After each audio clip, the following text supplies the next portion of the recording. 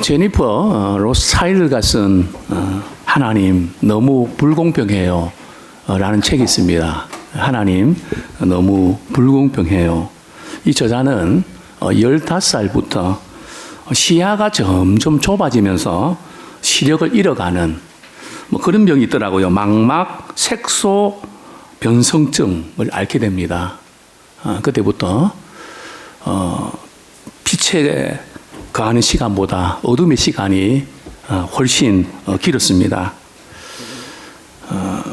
이 저자의 꿈은 만화가가 되는 것인데 꿈을 포기할 수밖에 없었습니다. 끊임없이 그는 이렇게 질문합니다. 하나님, 왜 나에게 이런 질병이 찾아왔습니까? 하나님이 정말 계시는 겁니까?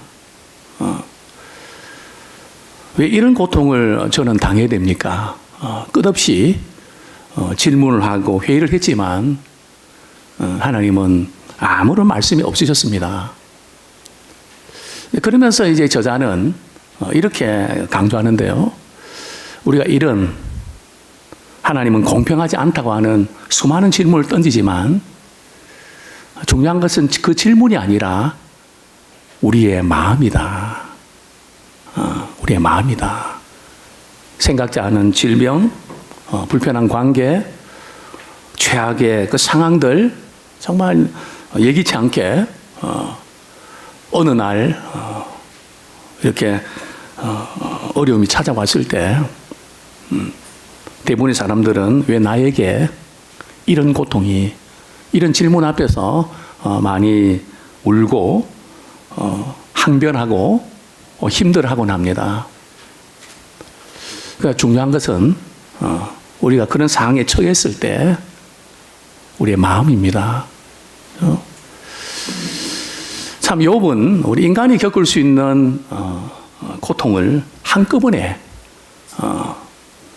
다 당했습니다. 물질이 하루아침에 말이요 다 날아가 버렸고 또 사랑하는 칠남 삼녀 정말 부모님을 공경하고 정말 사랑했던 그 자녀들 태풍이 불어서 다 죽어버리고 자기 몸에 병까지 얻어서 그냥 기아장으로 그 가려운 데를 빡빡 긁는 보다 못한 그 아내가 말이죠. 당시 하나님 욕하고 하나님 저주하고 죽으십시오. 말이 죽으라는 거지 대절하거나 이랬겠죠. 그죠? 좋은 말이 나갔겠습니까? 그죠? 근데 하나님께서 욥에게 왜 내가 이런 고난을 당하는지 노 코멘트입니다. 그죠? 정말 우리가 이런 생각지 않은 일들을 우리가 겪게 되는데 그때마다 우리는 하나님 너무 불공평해요. 하나님 공평하지 않습니다 하는 생각이 물씬 들어올 때가 있다는 거죠. 그렇죠? 그럴 때마다 이 저자가 이야기했던 상황 앞에서 왜라고 질문하는 것 우리에게 있을 수밖에 없지만 우리 마음이 어떻게 움직이는지 그것을 추적해야 된다. 우리 신명기 우리 8장 말씀 이렇게 우리에게 신명기 8장 2절은 이렇게 말씀합니다. 내 하나님 여호와께서 이 40년 동안에 내게 광야길을 걷게 하신 것을 기억하라. 이는 너를 낮추시며 너를 시험하사 내 마음이 어떠한지 그 명령을 지키는지 않는지 알려 하심이라. 참 이스라엘 백성들이 애굽에서 탈출할 때에 정말 감격적인 순간입니다. 그죠? 그 오래간만에 느껴본 그 자유, 그죠? 여유, 숨쉬는 공기도 다르고 분위기도 다른 그 가운데서 정말 그날 하나님의 감격에서 애굽을 떠났는데요. 그들에게 찾아온 것은 척박한 광야였습니다. 그것도 하루 이틀도 아니고요. 몇 년요? 40년 동안. 이 광야의 생활은 최악의 상황이고 힘들었던 상황입니다. 변화도 없는 상황이고요. 답답한 시간들입니다. 변화되는 것도 없이 말이죠. 계속 견뎌야 되고, 그죠? 언제 이 일이 끝나나? 참 그런 그 상황 가운데 하나님께서는 그들을 어떻게 하셨다고요? 낮추셨다는 겁니다. 하나님께서 우리를 때때로 낮추실 때가 있습니다. 어쩌면 우리는 마음에 맞지 않는 것을 붙잡고 시간을 끌 때가 있습니다. 우리 문건희 선교사님이 3세 믿음이라는 책을 쓰셨는데요. 선교사님들이 모인 그런 대회에서 어떤 상담사와 이렇게 상담을 하면서 상담사가 이렇게 말합니다. 선교사님은 마음에도 맞지 않는 그 길을 간다고 고생을 많이 하셨네요. 그 대목에서 선교사님이 펑펑 울었다는 겁니다. 마음에 맞지 않는 이 길을 맞추려고 말이죠. 마음에 맞지 않는 사람들과 그냥 부딪히면서 살아왔던 그 긴 선교 생활이 부딪히면서 통곡을 했다 그럽니다. 그렇게 많이 울었던 적이 없었다 이제 이렇게 기록하고 있는데요. 그렇습니다. 내가 하려고 했던 게 아니라 그냥 본의 아니게 말이죠. 상황이 어쩔 수 없어서 결혼도 했고 직장도 다녔고 그 일을 감당해야 되는데 참 감당하기는 힘들 때가 있었습니다. 그런데 하나님께서 말이죠. 이렇게 말씀하십니다. 이런 모든 상황 가운데 하나님께서 보시는 것은 마음이 어떠한지를 보신다는 거죠. 하나님이 놔주실 때 우리가 최악의 상황에 처했을 때 우리 마음이 말이죠. 어떤 방향으로 흘러가는가. 크게는 하나님을 가까이 하는가, 하나님이 계신다면 어떻게 이럴 수가 있는가 하고 하나님 멀리 하는가. 이 둘 중에 하나라는 거죠. 또 그동안 신앙생활 잘해왔는데 생각지 않은 상황이 벌어졌을 때 그냥 시험 들어서 그동안 잘해왔던 거 나 안 해. 나 교회 안 다녀. 내가 했던 이 모든 거 나 안 할 거야. 그죠? 이렇게 가는지, 그럴수록 더 잘하는지, 하나님의 그 말씀을 지키는지 아니 지키는지 그것을 보신다는 거예요. 그게 바로 믿음의 진가입니다. 금의 순도입니다. 믿음의 순도입니다. 어쨌든 이스라엘 백성들 입장에서 볼 때는 광야길을 걷는 것 자체가 하나님 우리 그동안 고생했는데 언제까지 이 고생을 계속해야 됩니까? 불공평하다고 느낄 수가 있습니다. 그죠? 또 오늘 본문에도 보면 이 에스겔서 우리 33장 17절에 보면 또 이렇게 절규합니다. 우리 한번 읽어볼까요? 33장 17절 시작. 그래도 내 민족은 말하기를 주의 길이 바르지 아니하다 하는도다. 그러나 실상은 그들의 길이 바르지 아니하니라. 그죠? 주의 길이 바르지 않다. 이건 공평하지 않다는 거거든요. 주님이 일하시는 방식이 내 마음에 안 든다는 거예요. 나는 이랬으면 좋겠는데 왜 주님은 이렇게 하시냐는 거죠. 이것 때문에 참 이스라엘 백성들은 원망합니다. 불평합니다. 그래서 주님 말씀하시죠. 주의 길이 공평하지 않는 게 아니고 너희들이 지금 가는 길이 공평하지 않은 거야. 이게 뭔가 말이죠. 공평하다 하지 않는다 이 부분에 있어서 우리가 생각하는 차원과 우리 하나님이 생각하는 차원이 다르다는 겁니다. 그런데 남유다 백성들이 왜 공평하지 않다고 이렇게 항변했을까요? 물론 그들이 잘못한 것 압니다. 잘못 살았던 것도 압니다. 우상숭배하고 하나님을 멀리했던 거 그들은 잘 알고 있습니다. 알고는 있지만 인정이 잘 안 됐습니다. 그죠? 그래서 이러다가 일이 터지겠구나 조금 조마조마하는 차에 결국 하나님께서는 바벨론을 통해서 남유다를 멸망시키십니다. 이게 바로 이 대목입니다. 하나님, 우리보다 좀 믿음 생활 잘하고 이런 사람을 통해서 우리를 괴롭히면 우리는 받겠습니다. 근데 우리보다 더 못됐고 우리보다 더 잘못된 사람들, 백성들을 들어서 하나님의 백성을 공격하는 거, 이거 이해가 안 됩니다. 이게 말이 됩니까?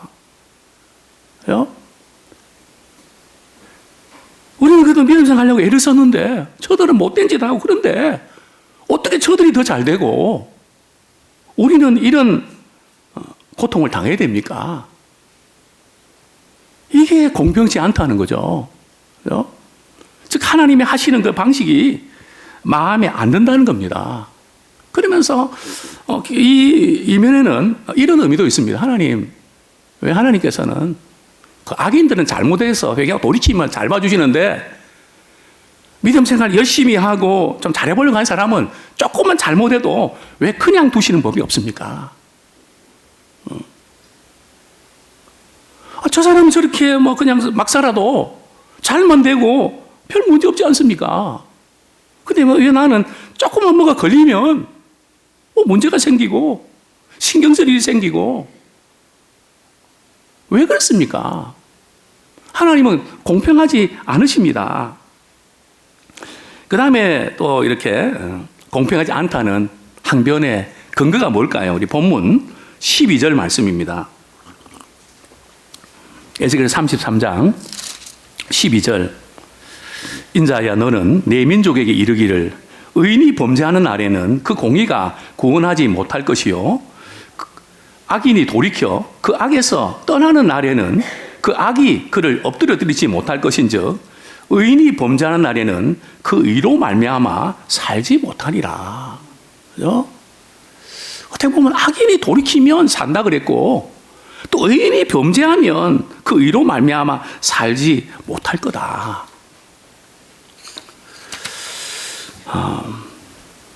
의인은 지금까지 참 주님 위해서 열심히 살아왔는데 그죠? 좀 범죄하면 그 의로 말미암아 살지 못한다. 그죠? 그렇다면 하나님께서는 악인을 감싸시고 의인들은 그냥 이렇게 불공평하게 대하시는 거 아닙니까? 자꾸 하나님께서 좀 악인들 편을 들고 의인들은 조금 힘들게 하는 그런 하나님 아니십니까? 그래서 하나님은 공평하지 않으시다는 거죠. 왜냐하면 악인들은 죄에서 돌이키면 그 악이 엎드리지 못한대요. 근데 의인이 범죄하면 그 의로 말미암아 살지 못한다는 거죠. 쉽게 말씀드리면 악인들은 말이죠. 그냥 아무렇게나 살다가 말이죠. 예수 믿고 구원받으면 되지 않습니까? 그냥 개판치고 살다가 말이죠. 은혜 받아서 변화되면 장땡이 아닙니까? 장땡이를 아십니까? 조금 제가 표현이 이렇게 최고 아닙니까? 이렇게 표현을 쓰려다가 말이죠. 요즘에는 좀 원색적으로 써야 되더라고요. 예. 그렇게 신앙생활 하는 게 잘하는 거 아닙니까? 그러면서 우리 마음에 부러워하는 한 인물이 있죠. 존경하는 인물이 있죠. 누굽니까? 예수님입니까? 그렇다면 얼마나 좋겠습니까? 우리가 부러워하는 대상은 예수님 십자가에 못 박으실 때에 함께 못 박혔던 우편강도. 참, 우편강도를 그렇게 사모하는 분들이 있더라고요. 말은 그렇지 않지만은 삶은 말이죠. 우편강도를 통해서 한없는 위로와 평강을 얻는 분들이 있더라고요. 그죠? 오늘 그 부분을 조금 언급을 해드리려고 합니다. 왜냐하면 누가복음 23장 42절 43절. 물론 이 우편강도인지 좌편강도인지 성경은 언급하고 있지 않습니다. 그러나 그냥 편의상 우편강도라고 치자 하고 이제 우편강도라고 이렇게 우리는 표현하고 있는데요. 우리 누가복음 23장 42절 43절 우리 말씀 찾으신 분들 같이 읽겠습니다. 시작. 이르되 예수여 당신의 나라에 임하실 때에 나를 기억하소서 하니 예수께서 이르시되 내가 진실로 너희에게 이르노니 오늘 내가 나와 함께 낙원에 있으리라. 그렇죠? 저는 제일 먼저 이렇게 도전하고 싶습니다. 우편강도가 낙원에 간다는 것은 아무리 생각해도 공평하지 않습니다. 그렇죠? 지금까지 평생을 신앙생활 열심히 하고 잘해보려고 했던 분들 참 우리는 뭐냐 하는 거죠. 우리 우평강도의 우리 핵심은 말이죠. 우리 핵심을 우리가 보셔야 돼요. 근데 많은 분들이 성경 말씀의 핵심을 보지 못하고 말이죠. 곁다리를 붙잡고 말이죠. 은혜 받는, 일명 실수로 은혜 받는. 우리는 정말 말씀을 통해서 은혜 받아야지 실수로 은혜를 받으면 안 됩니다. 근데 우리가 이외로 말이죠. 어느 대목에서 은혜 받았냐고 물어보면 말이죠. 실수로 은혜 받는 분들이 이외로 많습니다.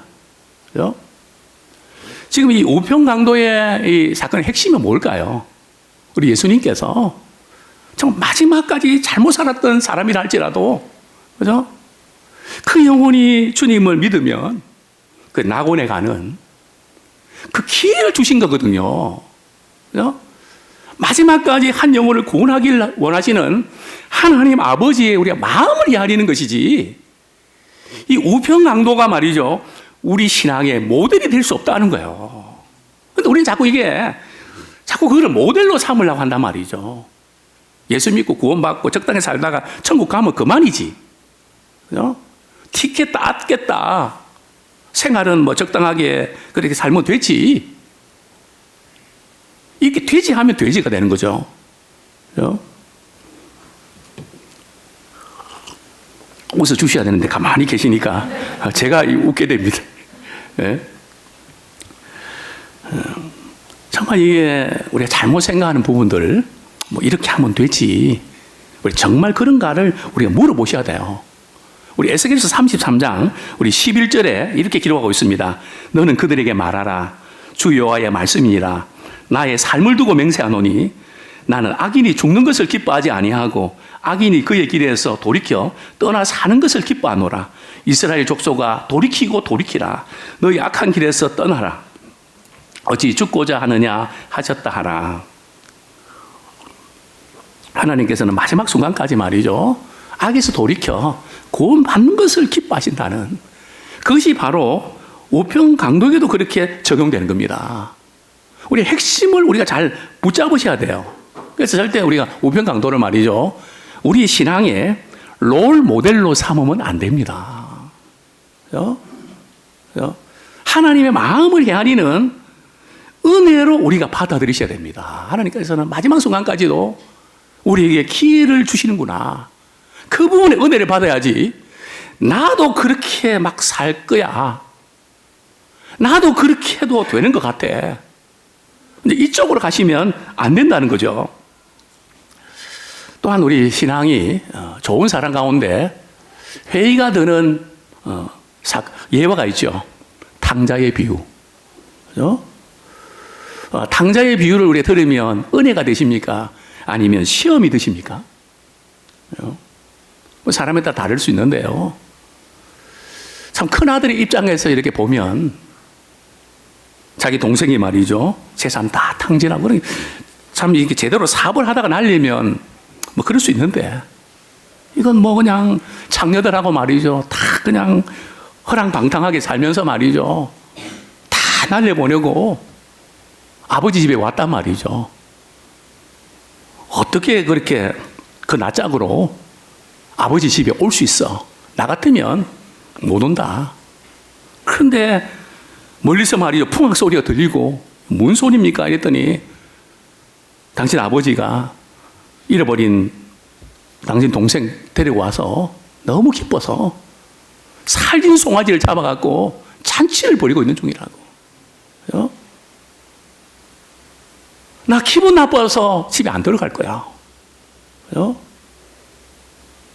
내가 지금까지 아버지를 위해서 이 집에서 얼마나 열심히 살았고 한 번도 반항하지 않고 원망하지 않고 묵묵히 지냈는데 나한테는 염소 새끼 한 마리도 안 잡아주셨는데 어떻게 저 인간에게는 저렇게 잘해줄 수가 있냐고.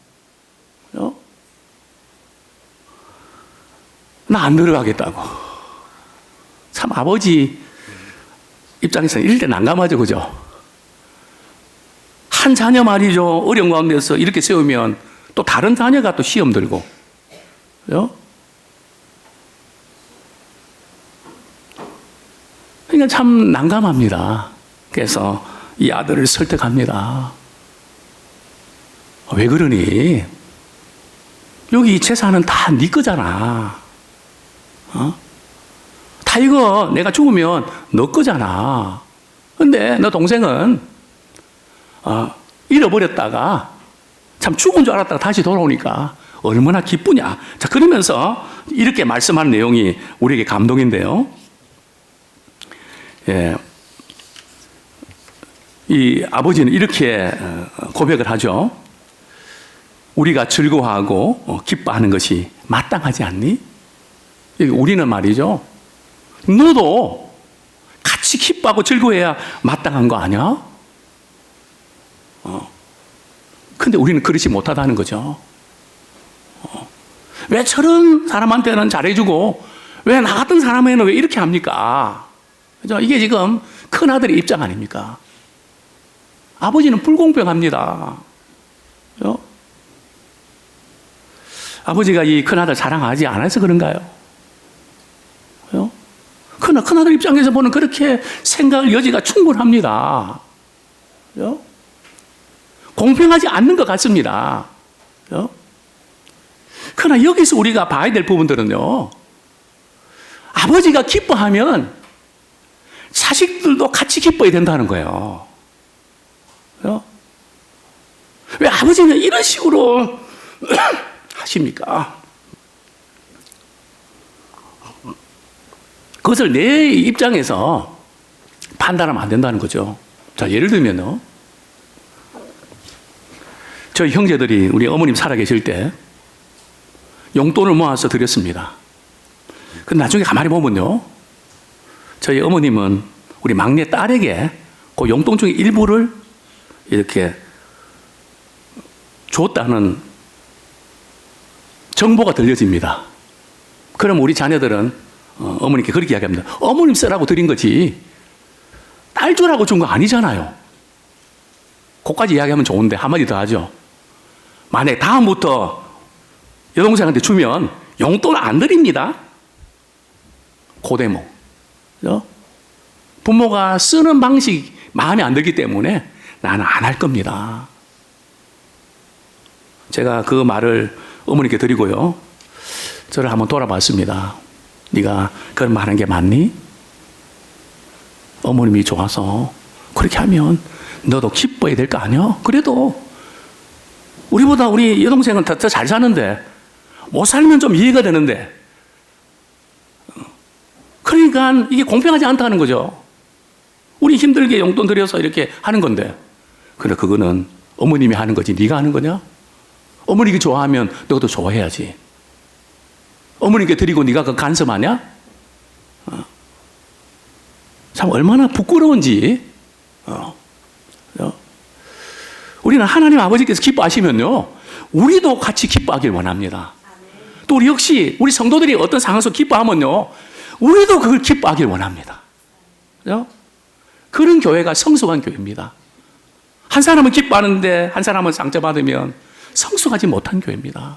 나는 아파도 그분이 기뻐하는 모습 볼 때 우리는 같이 기뻐하는, 즉 하나님이 기뻐하시면 우리도 같이 기뻐하는 그런 우리가 되기를 소원합니다. 자, 두 번째로 이제 저는 이렇게 도전하고 싶습니다. 공의를 스스로 믿고 죄악을 행하면 이전의 의로운 행위가 기억되지 않는다는 것은 공평하지 않습니다. 조금 어려운 표현인데요, 지금까지 잘했다가 그죠? 또 이렇게 죄를 지으면 이전에 잘했던 게 하나도 기억이 안 된대요. 이게 공평하지 않는 거죠. 우리 본문 13절 다시 한번 읽겠습니다. 가령 내가 의인에게 말하기를 너는 살리라 하였다 하자. 그가 그 공의를 스스로 믿고 죄악을 행하면 그 모든 의로운 행위가 하나도 기억되지 아니하리니 그가 그 지은 죄악으로 말미암아 곧 그 안에서 죽으리라. 이 말씀은 뭐 여러 의미로 해석할 수 있는데요, 우리가 예수님을 믿고 우리 구원받아서 영생의 확신을 가졌다고 합시다. 그죠? 그래서 우리는 영생에 대한 확신을 가졌기 때문에 마음대로 죄를 지어도 말이죠, 죽어도 지옥 갈 수 없는 걸까요? 간혹 이렇게 제가 기독교 방송을 들어보면 너무 이렇게 무섭게 이야기하는 분도 있습니다. 정말 예수 믿고 구원받는 사람 죽었다 깨도 지옥 갈 수가 없습니다. 안심 놓고 죄를 지으십시오. 근데 문제는요, 정말 예수 믿고 구원받은 성도가 마음 놓고 죄를 지을 수 있을까요? 그래요? 아니, 우리 부부의 관계 한번 적용해 봅시다. 우리가 서로 사랑하고 아끼면 서로 신뢰합니다. 그러면서 어느 날 이렇게 이야기합니다. 자, 우리 오늘부터 우리는 서로 아끼고 사랑하니까 우리가 마음껏 죄를 짓는 거 나는 허락하노라. 그게 가능할까요? 서로 사랑하기 때문에 무슨 일을 해도 신경 쓰니까 아니겠습니까? 남편이 좀 이렇게 자기를 위해서 뭔가 돈을 좀 이렇게 꼬불쳐 놔도 말이죠. 그게 들킬까봐 겁이 나지 않습니까? 정보가 셀까봐 두렵지 않습니까? 우리 꼬부들 적이 없어서 아마 그러신 것 같기도 한데, 예, 그렇잖아요. 그죠? 서로 상하기 때문에 조심스럽고, 그죠? 늘 의식하기 때문에 죄를 짓고 싶어도 짓지 못하게 되는 겁니다. 그죠? 근데 여기서 우리가 공의를 스스로 믿고 범죄하면, 그죠? 오늘 우리 한국 교회가 또 우리가 지금 여기에 빠져 있지 않나? 그죠? 나 예수 믿고 구원받았는데 이 세상에서 이렇게 살아가면서 죄를 짓는 건 당연하지 않냐? 그죠? 그걸 믿고 죄를 지으면 그동안 의로운 모든 행위가 하나도 기억되지 않는다. 저는 이 말씀에 많이 고민했습니다. 하나님, 이건 불공평한 거 아닙니까? 이 말씀 우리가 듣고 우리 신앙생활 한다면 정말 주님을 위해서 사랑하고 섬기는 마음이 사라지지 않습니까? 그죠? 우리 약해서 넘어질 때도 있는 거고. 그런데 그 모든 의로운 행위가 하나도 기억되지 않는다는 말씀은 도대체 무슨 의미입니까? 그죠? 자꾸 이 목회자는 이 설교 말씀 붙잡고 씨름을 합니다. 그죠? 이게 도대체 이 무슨 의미일까? 그죠? 무슨 의미일까요? 우리가 신앙생활 하면서, 그죠? 우리의 이 의가, 지금 우리의 의를 한번 점검하셔야 됩니다. 내가 지금 그 의가 자기 의인가, 믿음으로 말미암는 의인가를 우리 점검하셔야 돼요. 많은 경우에 믿음으로 말미암은 의라고 말하지만은 자기 의를 내세우는 경우들이 왕왕 있기 때문입니다. 그죠? 그래서 우리가 신앙생활 하면서 억울하다고 생각할 때가 있죠. 제가 주님 앞에서 이렇게 했는데 주님은 나한테 이럴 수가 있습니까? 벌써 이 자체가, 그죠? 잘못되어 있다는 거죠. 왜냐하면 우리가 주님을 위해서 섬기는 것도 말이죠. 우리가 잘나서 섬기는 것도 아니고 은혜 주셔서 섬기는 거거든요. 그러니까 은혜로 우리가 섬기고 그랬다면 자랑할 것이 아무것도 없다는 거죠. 모든 것이 하나님의 은혜지. 내가 이만큼 했다. 그런 것이 부각이 안 된단 말이에요. 우리 사람이 인재라 그런 생각이 들 수 있죠.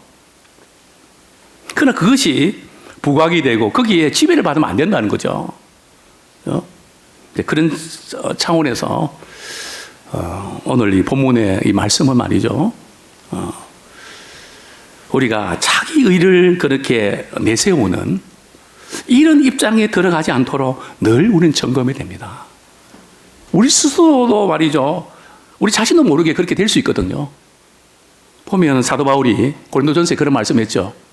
나에게 나된 것은 하나님의 은혜다. 그러면서 말이죠. 사도 바울이 언급하는 부분들이 자신이 다른 사도들보다 훨씬 수고를 많이 했지만 그것이 하나님의 은혜였다. 그죠? 이게 제가 보는 정직한 고백인 것 같아요.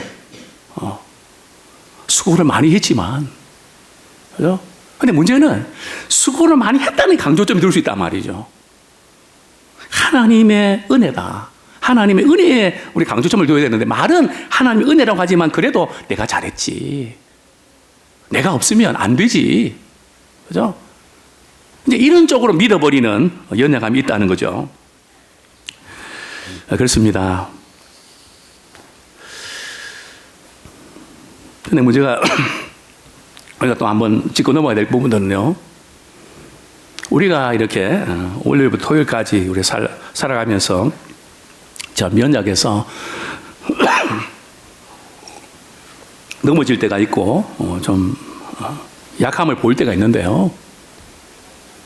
그러나 이 이제 참 그 모든 것들을 우리가 이렇게 볼 때 이런 그 약함 때문에 때때로 우리가 이제 힘들어질 때가 있는데요. 그러나 우리가 늘 그래서 이제 주일날 와서 열심히 봉사하고 그렇게 합니다. 헌신합니다. 그리고 주일 되면 뿌듯합니다. 왜요? 우리가 주일날 하나님 앞에 찬양 드리고 예배하고 섬겼던 봉사가 우리가 한 주일 동안 지은 죄와 상세가 되는 것처럼 생각한다는 거죠. 그게 아닙니다. 그죠? 우리의 죄는 하나님 앞에 회개하고 돌이켜야 됩니다. 그때 상세가 되는 거죠. 그죠? 자꾸 우리는 우리의 어떤 착한 행동 이만큼 했는데 이 부분이 말이죠. 이거 하고 자꾸 이렇게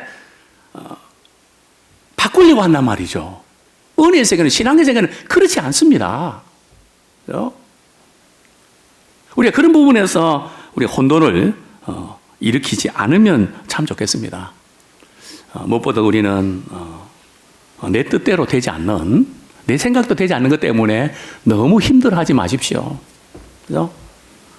제가 이 빨간 머리 애니라는 이렇게 책이 있잖아요. 거기에 저자는 이렇게 말합니다. 세상은 생각대로 되지 않는다고 하지만 생각대로 되지 않는 것 멋진 일이에요. 그죠? 생각대로 되지 않는 게 멋진 일이래요. 왜 그런지 아십니까? 생각지 않은 일이 일어나니까. 아주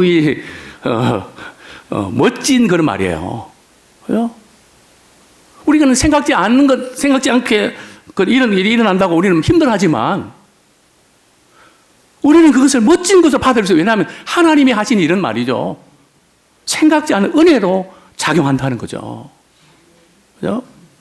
그러니까 우리가 어떤 관점에서 우리가 보는가에 따라서 우리 인생은 달라질 수 있다는 겁니다. 자, 그 다음에 우리 마지막으로 악인이 사는 길과 의인이 사는 길은 모두 공평합니다. 하나님께서 악인한테는 뭐 대충 잘 봐주고 의인은 말이죠. 조금만 잘못해도 막 그냥 안 두시는 그런 불공평한 분이 아니라는 거죠. 에스겔서 33장 14절. 악인이 예수 믿고 구원받고 나서 말이 옛날처럼 살아도 될까요? 우리 에스겔서 33장 14절 같이 읽겠습니다.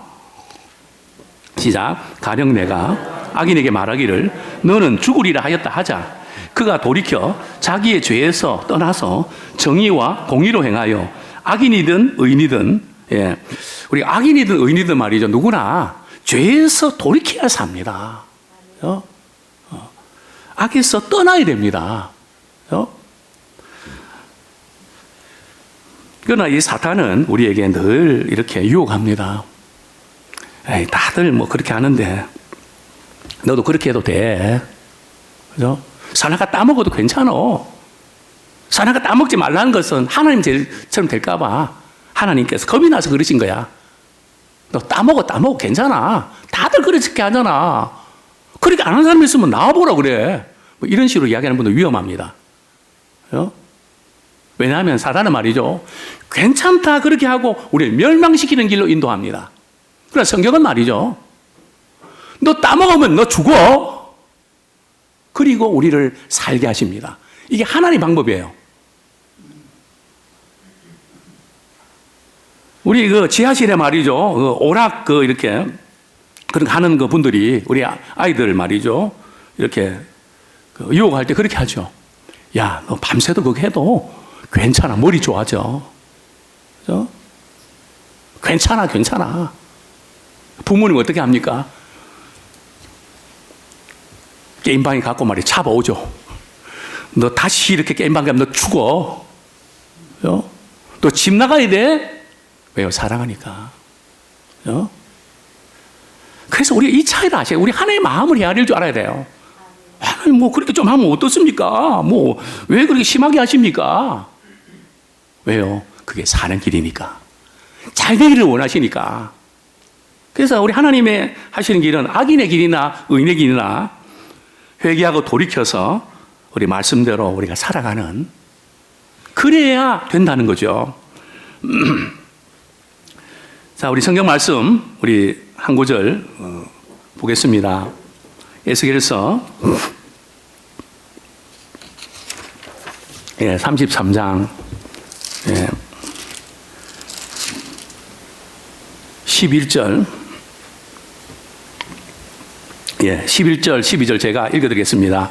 너는 그들에게 말하라. 주 여호와의 말씀이니라.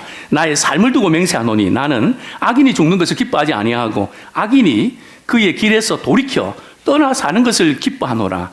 이스라엘 족속아 돌이키고 돌이키라. 너희 악한 길에서 떠나라. 어찌 죽고자 하느냐. 그죠? 의인이나 악이나 악한 데서 우리 떠나야 됩니다. 또 뿐만 아니라 우리 14절 말씀, 15절 말씀 같이 읽겠습니다. 시작. 가령 내가 악인에게 말하기를 너는 죽으리라 하였다 하자. 그가 돌이켜 자기의 죄에서 떠나서 정의와 공의로 행하여 저당물을 도로 주며 강탈한 물건을 돌려보내고 생명의 율례를 지켜 행하여 죄악을 범하지 아니하면 그가 반드시 살고 죽지 아니할지라. 우리가 회개하고 예수 믿고 구원받으면 그거로 끝나는 게 아니에요. 우리는 믿는 대로 살아내야 됩니다. 그죠? 정말 저분이 구원받았는지 우리가 입으로는 몰라요. 그죠? 월요일부터 토요일까지 어떻게 사는 것을 봐야 합니다. 그죠? 악인도 의인도 공평하다는 거죠. 정말 우리는 신앙생활 오래 한 분들이 빠지기 쉬운 함정과 유혹이 있습니다. 나도 처음에 예수 믿고 은혜 받을 때는 정말 교회 열심히 하고 정말 뜨겁게 사랑하고 그렇게 했어. 그러나 시간이 지나면서 그게 아닌 것을 발견했어. 그러면서 이제 새로운 교인들에게 말이죠. 자기 회의를 또 간증을 합니다. 그죠? 그게 성경에 나옵니다. 우리 말라기서 3장 14절 15절 이렇게 간증을 하죠. 말라기서 4장, 말라기서 3장 14절 15절 제가 읽어드리겠습니다. 이는 너희가 말하기를 하나님을 섬기는 것이 헛되니 만군의 여호와 앞에서 그 명령을 지키며 슬프게 행하는 것이 무엇이 유익하리요. 지금 우리는 교만한 자가 복되다 하며 악을 행하는 자가 번성하며 하나님을 시험하는 자가 화를 면한다 하노라 함이라. 그죠? 하나님을 섬기는 것이 그냥 적당히 눈치껏 신앙생활 되지 그렇게 살살 믿어야지. 세게 믿으면 안 돼. 적당하게 신앙생활 해야지 빠지면 안 돼. 그죠? 그런가요? 성경은 말씀합니다.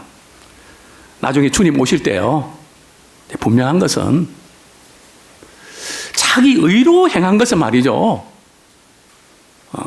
아무 소용이 없지만 정말 주님을 사랑하는 마음으로 섬겼던 것은 말이죠, 하나도 땅에 떨어지지 않고 기억됩니다. 이걸 우리가 놓치시면 안 돼요. 그죠? 우리가 정말 주님의 이름으로 사랑하는 마음으로 말이죠, 물 한 컵을 대접하고, 그죠? 또 어제도 우리 이렇게 바자회 하는데 또 어떤 분이 또 커피를 타고 오시고 말이죠, 사과를 또 깎아 또 오시고 한 20여 명이 오셨는데 참 감동입니다. 그죠? 그 모든 부분들 말이죠, 하나도 땅에 떨어지지 않습니다. 그죠? 우리가 주님을 사랑하는 마음으로, 교회를 사랑하는 마음으로 섬겨질 때는 물 한 잔도 말이죠, 결코 상이 있다고 말씀하셨는데, 그렇습니다. 그래서 우리는 우리 주님 섬길 때에 이런 자세를 가지면 좋겠습니다. 누가 보고 있는 말씀처럼 우리가 저 일 다 행한 후에 나는 무익한 종입니다. 나는 할 것을 한 것뿐입니다. 내가 한 것은 아무것도 없습니다. 이런 종의 자세를 우리 갖기 원합니다. 우리 잘 아는 우리 송명희 시인 글을 제가 이렇게 좀 인터넷에서 보면서 참 감동적이라서 좀 읽어드리고, 뭐 내용은 좀 잘 알 겁니다. 이런 내용이죠. 나는 황제보다 하인이 부럽습니다. 라는 책에 쓴 글인데요. 그녀는 이제 20대가 될 때 말이죠, 대학생이나 직장인이 되어서 자신의 꿈을 펼쳐나가는 그런 사람이 되고 싶었습니다. 그러나 갑자기 내성마비가 오면서 그의 모든 꿈은 사라지고 말았죠. 자신의 방 안에서 기도 생활만 하는 초라하고 비참한 자신의 모습을 보면서 한탄하고 절규합니다. 이렇게 절규하죠. 나는 아무것도 없어요. 자유롭지 못한 몸, 배운 것도 가진 것도 없고 난 정말 반만 축내는 사람인가 봐요. 그죠? 나는 반만 축내는 사람인가 봐요. 그런 나에게 주님은 기름을 부으시며 나를 쓰겠다고 하셨지만 현실은 절망적이었습니다. 그러나 주님은 저에게 이렇게 말씀하셨습니다. 말하는 대로 써라. 나 가진 재물 없으나 나 남이 가진 지식 없으나 나 남에게 있는 건강이 있지 않느냐. 나는 왼손에 토막 연필을 쥐고 엎드려져서 울면서 써내려갔습니다. 나 남이 못 본 것을 보았고 공평하신 하나님이 나 남이 가진 건 나 없지만 나 남이 없는 것을 갖게 하셨네. 너무나 엉뚱하신 말씀에 기가 막혀서 도저히 쓸 수가 없었습니다. 폭발한 울음을 발산하며 소리쳤습니다. 아니요, 난 못 쓰겠어요. 하나도 공평해 보이지 않아요. 뭐가 공평해요? 내겐 아무것도 없잖아요. 하나님은 공평하지 않아요. 시키는 대로 공평하신 하나님이라 써라. 치열한 공방전이 반복되고 결국 하나님의 고집이 승리하셨습니다. 나 가진 재물 없으나 나 남이 가진 지식이 없으나 나 남에게 있는 건강이 있지 않느냐. 나 남이 없는 것 있으니. 그는 1963년 서울에서 출생한 날부터 뇌성마비 장애를 앓게 되는데요. 11세에 독학으로 한글을 배우고 17세에 하나님 만나서 이제 거듭납니다. 그 이후에 약 4년간 5시간씩 하루에 기도하면서 성경을 30번 통독을 하는데요. 그래서 이제 주님의 인도하심 안에서 시를 썼습니다. 그렇죠? 1985년 5월 시집 두근과 한 권의 간증수기를 출간했습니다. 그리고 여러 이제 활동들을 교회, 학교, 방송조례 하면서 1500여 집회를 다니고 연재 집필도 했는데요. 1997년 말부터 이제 무리한 활동으로 목 디스크를 얻어서 전신마비가 또 오게 됩니다. 지금은 온몸에 통증으로 시달리고 있습니다. 그러나 그의 대답은 하나님은 공평하신 하나님입니다. 우리 자신도 우리 성명희 시인처럼 공평하신 하나님이라고 자신 있게 고백할 수 있겠습니까?